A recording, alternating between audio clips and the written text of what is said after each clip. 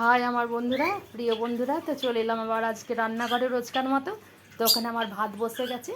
আর আজকে কি রান্না করছি চলো তোমাদের সাথে শেয়ার করি। তো চলো দেখতে থাকো। প্রথমেই বলি, আমি এই যে লাল শাক ভাজা করবো আজকে। তা লাল শাকটা আমি আজকে কাটিনি, খালি বেছে ধুয়ে পরিষ্কার করে ঝুড়িতে জল ঝরিয়ে নিয়েছি। এখানে আমি গরম জল বসিয়ে দিয়েছি, এর মধ্যে আমি শাকটা দিয়ে দেবো।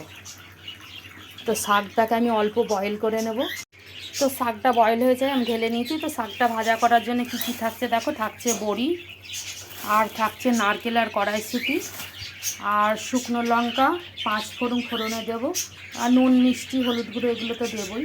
তো চলো শাকটা আমি ভেজে নিই, আর রান্নাটা আমি সর্ষের তেলে করছি।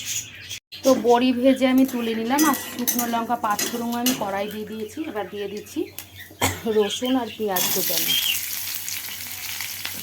ভালো করে লাল লাল করে ভেজে নেব। রসুন পেঁয়াজটা ভাজা হয়ে গেছে, দিয়ে দিচ্ছি আমি কড়াইশুঁটি আর নারকেলটা, আবারও নুন দিয়ে ভালো করে ভেজে নেব। তো ভালো করে ভাজা হয়ে গেছে, এবার বয়েল করে রাখা শাকটা আমি দিয়ে দিচ্ছি। তো আবারও নেড়ে করে ভেজে নেবো ভালো করে। তো মেয়ে বললো লাল শাক ভাজা করছে, একটু বেশি করে মিষ্টি মিষ্টি করবে, তার জন্য আর একটুকু আমি চিনি দিয়ে দিলাম। আর হয়ে গেছে, এবার আমি ভেজে রাখা বড়িটা গুঁড়িয়ে রেখেছি সেটা দিয়ে দেবো, আর দুটো চিরা কাঁচা লঙ্কা দিয়ে দেবো। তো আবারও ভালো করে আমি ভেজে নেবো, দিয়ে নামিয়ে নেব। শাক ভাজাটা আমার সম্পূর্ণ রেডি, চলো নামিয়ে নিই।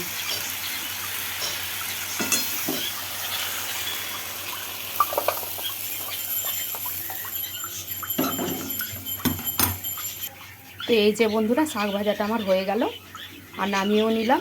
তো বিশেষ করে এটা আমার নতুন বন্ধুদের জন্য, কেননা আমার নতুন নতুন ছোট্ট বন্ধুরা নেল রাখে, তার জন্য শাক গুছোতে পারে না। তো এইভাবে তোমরা রান্না করবে।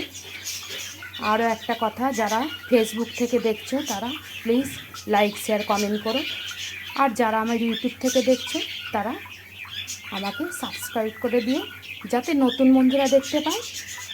তো সবাই ভালো থেকো, দেখা হচ্ছে পরের ভিডিওতে। টাটা।